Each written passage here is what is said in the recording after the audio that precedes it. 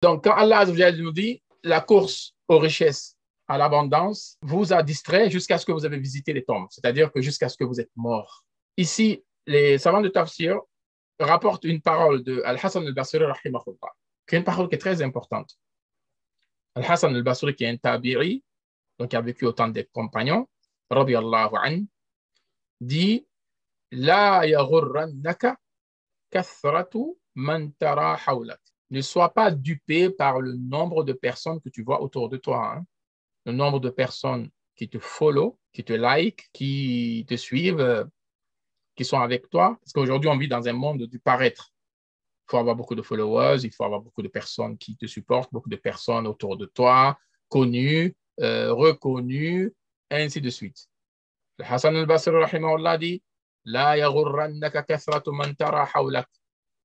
Ne sois pas dupé par le nombre de personnes que tu vois autour de toi.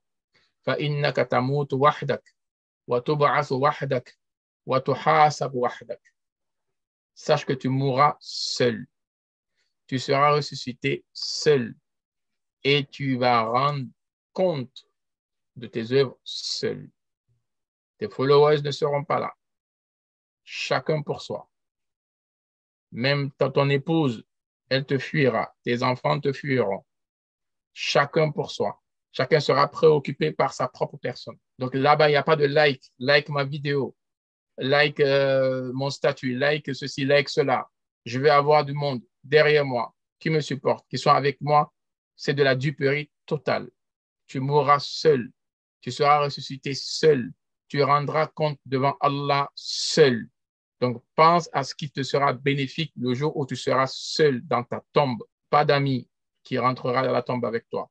Même ta chère épouse, même ton cher époux ne voudra pas passer la nuit avec toi dans ta tombe. Dans ta tombe. Et ça, c'est une réalité que nous voulons fuir, alors que c'est une réalité. Combien de personnes aujourd'hui sont prêtes à sacrifier beaucoup pour un être humain, pour un être cher? Vous savez, ce que nous devons chérir en vérité, ce que nous devons aimer en vérité, ce sont nos bonnes œuvres. Nos vrais amis, nos vrais bien-aimés, ce sont les bonnes œuvres que nous devançons pour l'au-delà. Les bonnes œuvres, ce sont nos vrais amis, ce sont nos vrais compagnons. Certains, leurs amis, c'est jusqu'à la maladie. Lorsqu'ils tombent gravement malades, l'ami, il est parti. D'autres, leurs amis, c'est jusqu'à la, comment dirais-je, à la mort. Une fois qu'il est mort, khalas, ils sont partis. Et d'autres, leurs amis, et ça sont les vrais amis, c'est celui qui sera avec toi durant ta maladie, pendant ta mort, et qui pénétrera dans ta tombe pour te tenir compagnie. Maintenant, dites-moi où trouver cet ami.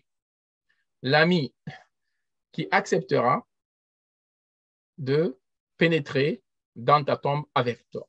Ce sont tes bonnes œuvres. Les prières que tu as faites, le jeûne que tu as fait, les actes charitables que tu as fait, tout le khayr que tu as fait, ceux-là ne se sépareront pas de toi. Donc, n'oublie pas, ne sois pas dupé par le nombre de personnes qui sont autour de toi. Tu mourras seul, tu seras ressuscité seul, tu rendras compte seul de Yawm al-Qiyamah.